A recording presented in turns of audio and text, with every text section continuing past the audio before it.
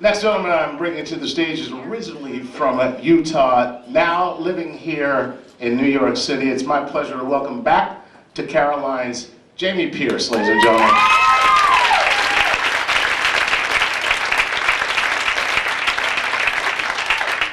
Hello, I'm Jamie, and I'll be your gay for the evening.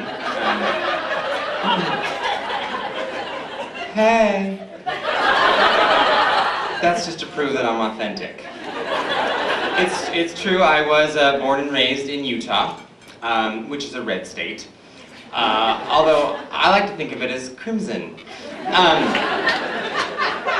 When people find out that I'm from Utah, the first question is always, are you Mormon? And no, I'm not Mormon, which is too bad, because if I were, I would have a lot more material.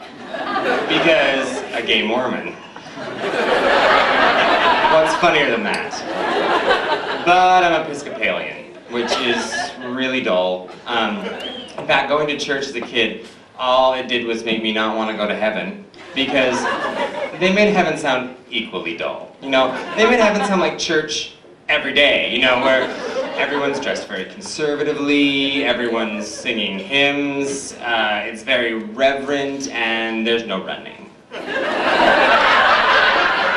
Now, hell, you know, sounds too unpleasant, so I'm aiming for purgatory. Just right there in the middle, where it's more of a temperate climate, I would imagine. The dress is probably business casual, and unlike heaven, it's not so bright, because really it's all about lighting.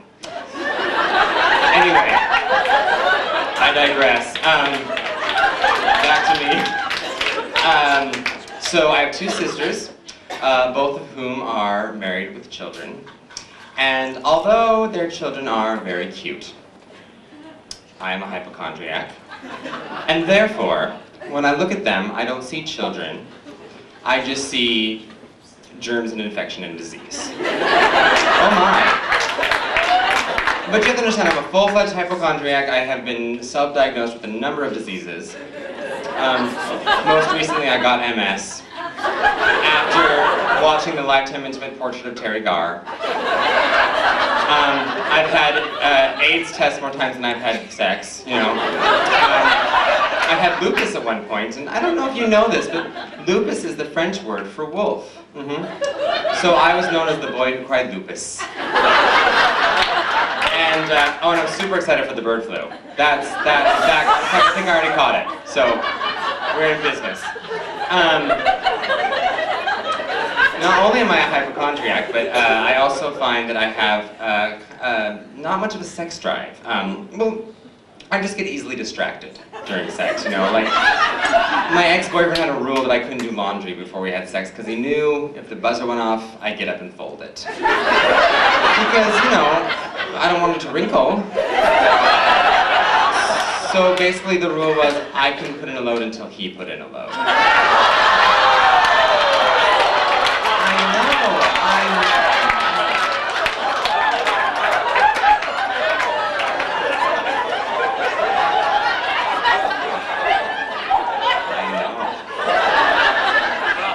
But you know, gay men have a reputation for being promiscuous, but think about it. Straight guys. If you walked into the steam room at the gym, and there was a naked woman in there, come on. You'd start singing Somewhere Over the Rainbow and you know it. But you know, and also straight guys always assume that because I'm gay and they're male, that I want to have sex with them. But it's only a certain kind of guy that thinks this, and it's the kind of guy that I look at and I'm like, okay, women don't want to have sex with you. You know? It's only ugly people that somebody wants them. And I'm gay. If you ever watch Queer Eye, we have high standards. So I hope everybody had a nice Halloween. Gays love Halloween because it's a chance to dress like girls. And girls love it because it's a chance to dress like sluts. Like you've got the slutty nurse or the slutty schoolgirl. But I'd like to see the girls get a little more creative and go as like the slutty beekeeper who wears nothing but net. Or the slutty lunch lady who does naughty things with her spatula. Just some ideas, they'll catch on. Okay, enough of this hoo-ha.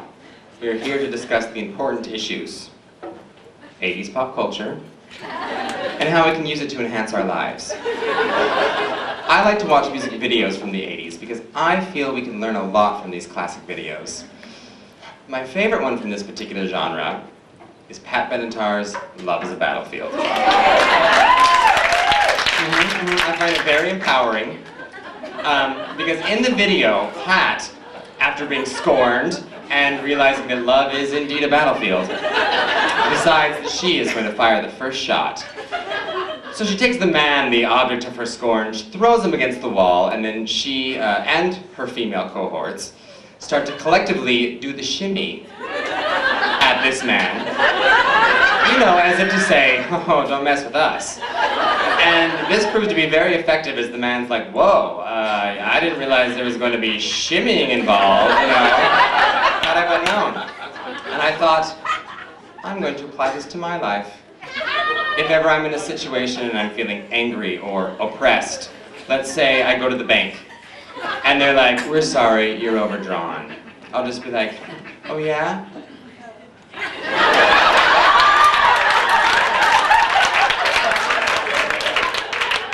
And then they waive my fee. You guys have been great, thank you so much.